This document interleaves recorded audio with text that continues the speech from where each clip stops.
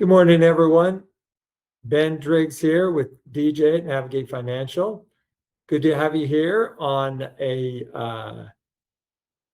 Utah at least, it's a pleasant winter day. I hope the sun is shining wherever you happen to be.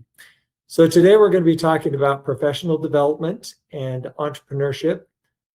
Before we get going, I just wanted to thank everyone for listening this year. This will wrap up our 2025 series. And next year, the plan, what we did this year is we took every month a different topic that we cover generally as financial advisors, from insurance to taxes, investments to cash flow, debt management, etc. Next year, I think what we're going to be doing is just choosing each month a topic that is relevant for that month. So it'll be kind of like timely topics, something like that. So stay tuned. We'll see you next month. But today, before we hop in, I just wanted to let everyone know we're talking about two different topics, and I recognize that the audience may be coming from two different points of view. The first in our audience, I know we have a lot of employees, so we'll be talking about what it means to become a better employee, to show leadership, to get the most out of your current employment, relationship, enriching that.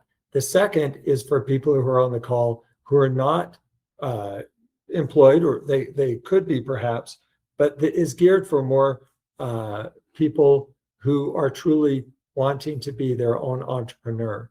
And we'll talk about that. But I would say most of the topic today is going to be geared around making the most of your current situation. So without further ado, let me hop into the presentation. And while Ben is moving over into the presentation, just wanted to let everybody know I'm going to be watching the Q&A. So if you have any questions that come up, or as the presentation goes on, we will pause a couple of times and go to those questions. So start throwing them in there, and I'll be watching those and letting Ben answer them as we go along. So just a reminder for everybody that you can use that feature, and we'd invite that. So thanks, DJ. Okay, so first, professional development. I've written here, you can read it. We decided to approach this in terms of, because we're financial advisors, thinking of our professional development as an asset. And we encourage people to look at professional development as understanding your assets, nurturing them, growing them over time. And part of that process is to always think about what you love to do and what you're good at, things that energize you. We call those strengths. That's something that I'm very keen on throughout my life, both personally and professionally. And so if you find that you're doing things that you don't like to do, that you're not good at, that they don't energize you, they suck energy from you, that gives you an opportunity to say, hey, how can I pivot to make things richer? Because when we're doing things we like and we're good at, we will be more productive. We'll be more productive people individually, and certainly more productive in the workplace, in the workforce. And lastly, we also want to be mindful of purpose. When we're serving other people, when there's a sense of value to what we're doing, that's something we want to keep in mind as well. So there are a few different kinds of assets, and we want, again, when I talk with groups, because I'm a financial advisor, and even if I weren't a financial advisor, if I come to the group and I say, hey, tell me what your assets are, most people would immediately go to financial assets. Oh, I own a car, I own a house, I have $1,000 in the bank, whatever. Those are financial assets, and that's good. But that's just one category. We also have what we call competency assets, skills, certifications, experience. These things are how good we're at, our ability to execute on things. These should not be underestimated. And just because we don't have a lot of money in the bank, if we're competent at something, that is by all means an asset. And we should, again, nurture that, leverage that as much as possible.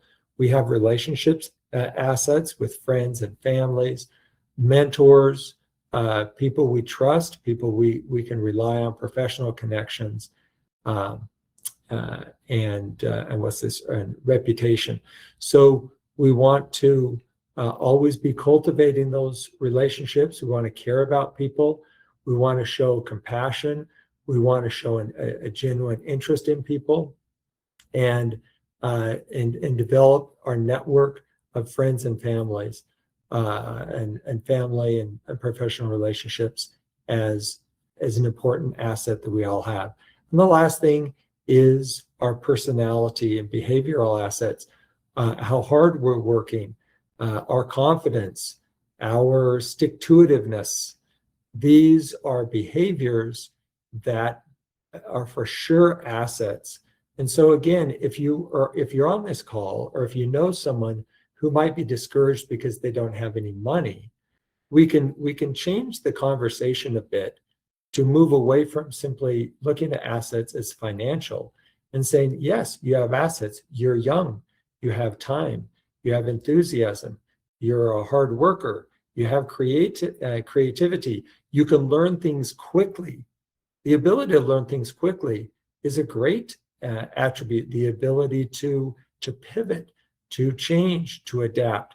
These are all non-financial assets that we need to make sure we understand and we cultivate them.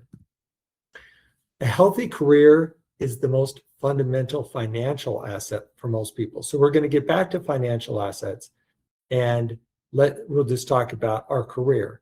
So if you're on the call and you are currently employed, before we think about starting another job or getting a side hustle, or just starting a new business and going all the way as a true entrepreneur, before we jump ship, we need to appreciate the reality that for most people, in most circumstances, our biggest asset is a healthy career in general.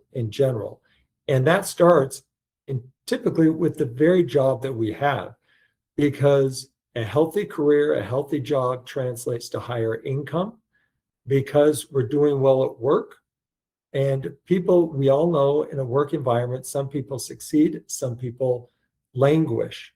We want to be in that success category, because those are the people getting promotions. Those are the people who are energized. Those are the people finding themselves in leadership positions.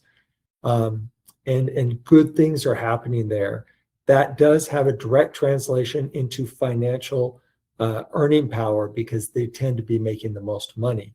Job security, if there are going to be reductions in force, or if you're trying to get a job in the first place, well, I guess having a job, the retention of that job is definitely related to how well you perform at work, obviously, right? So we want to excel at work as much as possible. We want to bring value to the company that we work at. We want to be asking decision makers at the company, hey, I want to bring value to this company. I have an idea. What do you think about this idea? Bringing ideas, bringing solutions, creating good teamwork and good morale. These are all important skills that we need to bring to the table to create more earning power and more job security. Because if there are changes at the company doesn't want to lose its greatest assets, and hopefully that is you. Career satisfaction. A healthy career fosters satisfaction, energy, engagement, purpose. These are the kinds of things we want to live a rich life. Having a healthy career is by all means impacts, as we all know, a healthy career has a big influence on how happy we are in our lives. So we want to take care of that and nurture our career. And lastly, a good career accelerates wealth building. There are less disruptions along the way. So if you're constantly changing jobs, it's more difficult to get a rhythm and have a 401k, because maybe there's a waiting period and then you don't do it because I'm going to probably leave here pretty soon. So why even do the 401k? Why even invest in this company? We want to move away from that short term mindset. We want to think, I'm in this for the long haul. I want to develop a healthy long-term relationship with my employer. I want to be saving in my 401k and things so that we can have a successful retirement down the road. Are there any questions, DJ? Not yet. So again, reminder for some of the new people hopping in the last little bit. I'm watching the Q&A here. So if you have any thoughts, questions, throw them in and we'll answer them. But yeah. Continue. Okay, great. So let's get back to some of these assets we talked about earlier. Competency assets. What are some ways that we can specifically nurture them? So we talked competency in the first column. We want to be technically proficient. We want to develop our soft skills, our communication.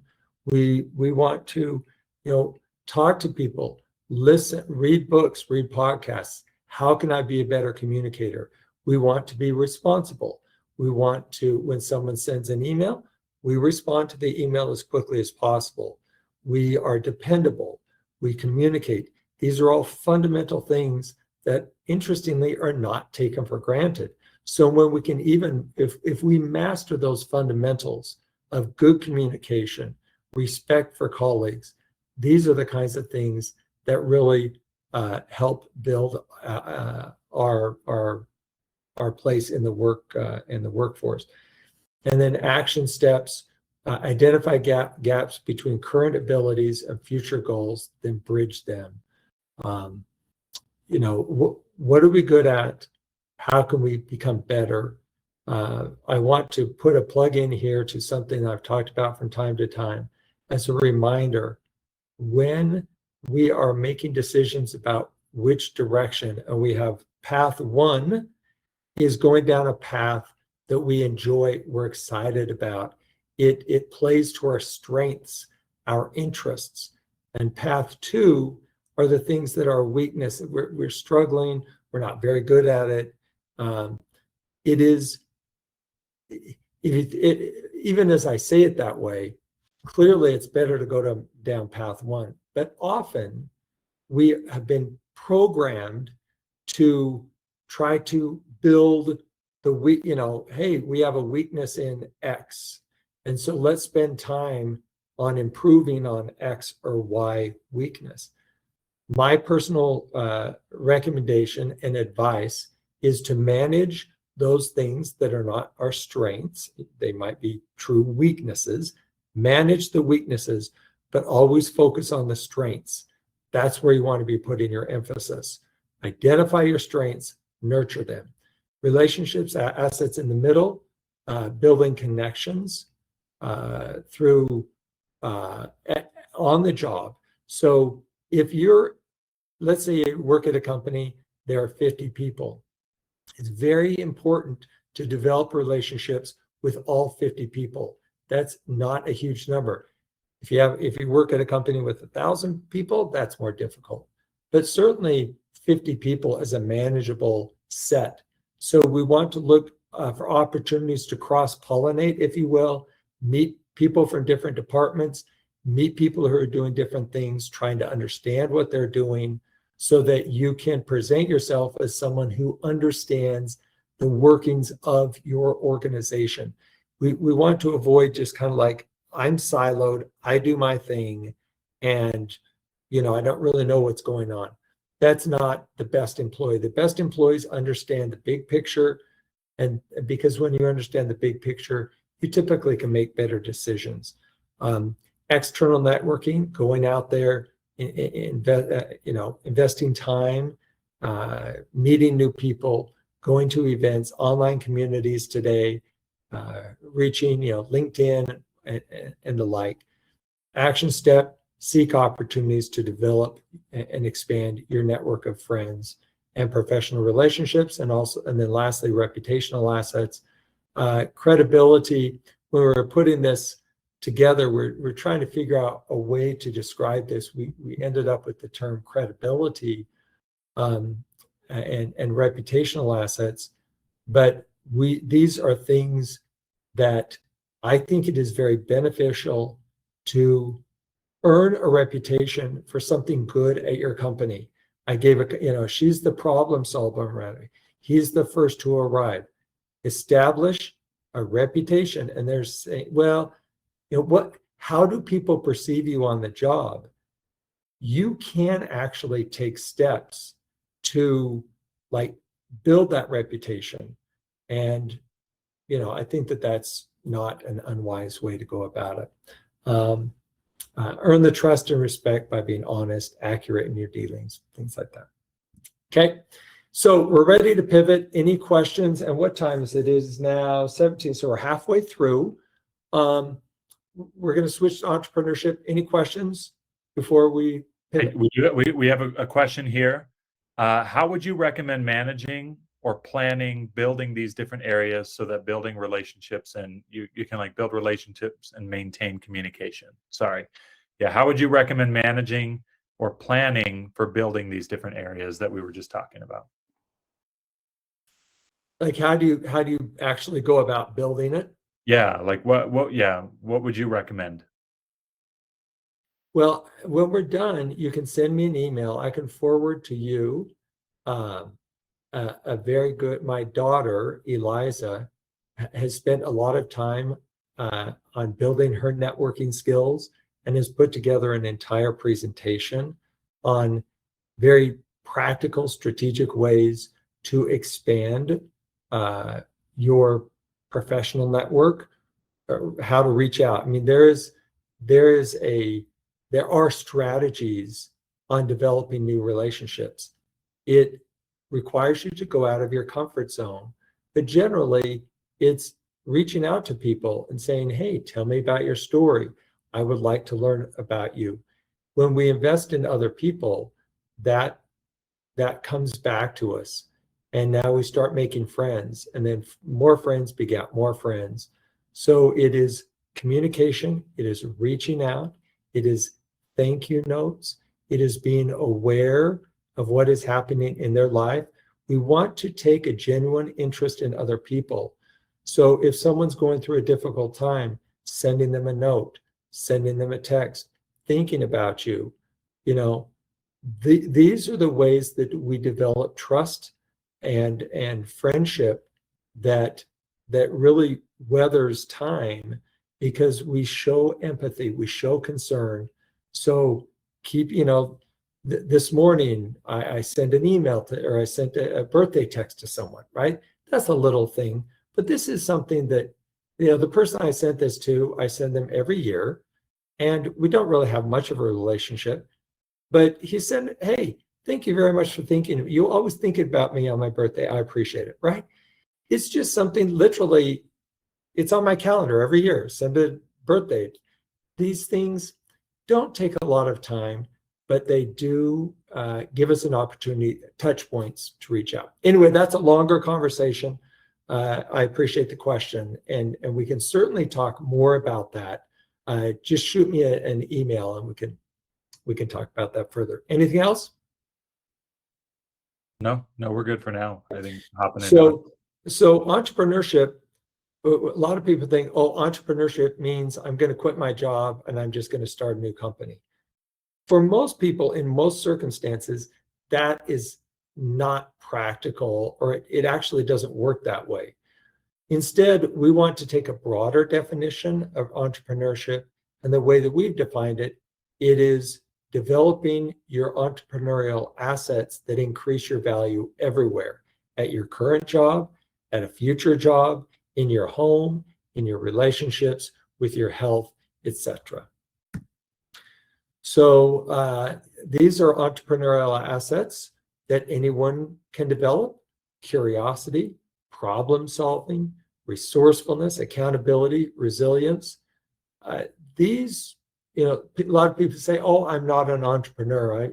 It's too scary for me." Well, sure, it's scary to quit a job, and we're not suggesting that you quit your job. But what we are suggesting is develop a mindset of personal leadership that is necessary, certainly if you actually quit your job and become an entrepreneur. But for most people who are staying on the job, leadership is a critical skill and an attribute that we accept responsibility for our actions. We are always striving for better for ourselves. We want to become better people, and we also want to be better employees. How can I bring value to this organization? What are some questions? Like curiosity. Why do we do it this way, you ask someone at the company. Is there a better way? Inquisitiveness, accountability. Gosh, there's so many ways that have nothing to do with money, nothing to do with quitting your job, and everything to do about, being an hardworking, earnest, thoughtful, committed, caring human being. In the last 10 minutes, we're going to break down this entrepreneur spectrum into 3 different categories. The first category is we call intrapreneurship, meaning we're not doing anything. No financial risk. You stay at your company, you innovate, you lead for doing the things that we're talking about here, solve problems, improve processes, add value.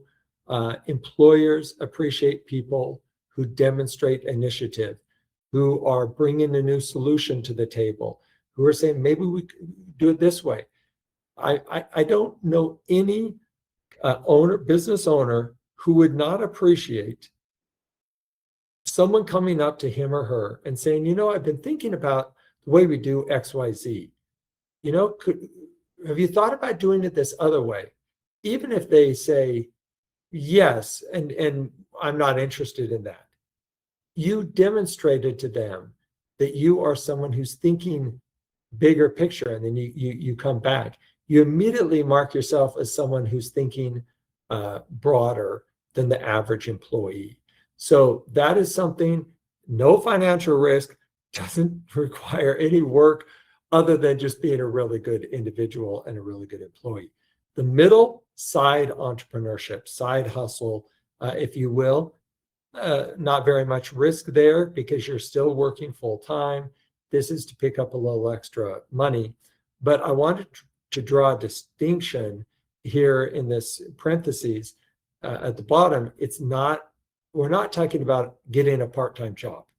Entrepreneurship is a mindset, and professional entrepreneurship, financial entrepreneurship is really about building a career and expanding your career options.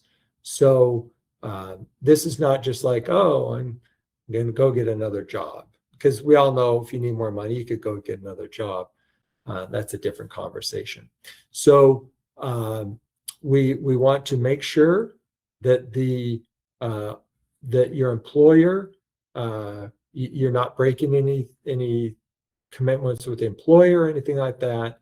You first honor your relationship with your employer, the work you need to be doing, because otherwise, if you cut corners and you're cheating your employer to do your side hustle, you're violating the things we've been talking about for the last 20 minutes. Your first obligation is to do right by your employer and do a really good job. So here's some examples. And then full entrepreneurship is what we think about typically. Higher risk, higher reward. It is going out there, starting your own business. And there are some people on this call who are entrepreneurs and who are already doing this, and it's very exciting, and there's a lot of opportunity there. But it is difficult to be a successful entrepreneur if you have not already mastered the skills we've been talking about before, personal skills, credibility, hard work, really to be a successful entrepreneur, you need to really have your act together. But I think initiative is perhaps the most important of all. You're out there, you're willing to hustle, you're willing to put in some hard work. And if you're listening to this like, oh, that's not for me, that's fine. We're glad that you listened to the call, because most of this conversation is about professional development anyway, and it doesn't involve quitting your job. Let's move on. I think that we're going to skip the first one, the entrepreneurship. We'll go to side entrepreneurship basics. Talked about these a few minutes ago. Honoring your obligation to your employer. Check to make sure if you're doing something that potentially could be a conflict of interest or would make your employer uncomfortable, we want to be transparent about that. We don't want to be cheating employers. We don't want to be creating conflicts of interest. Transparency builds trust. Start slowly, start small, focus perhaps on just one problem, one simple solution. And before you spend any money, make sure that there's some, you have been able to demonstrate that there's a demand, that people actually, not only do they want or need what you want, but they want it enough to pay for it. And this is an important thing to understand, because a lot of times we say, oh, I have something that people need. And there are thousands of wonderful things that people can bring to market that arguably there's a need for them, whether they be services or goods. Hey, the market could really, I'm going to help everybody become literate, right? I'm going to teach people literacy. There's a big need for that in certain areas of the world in particular.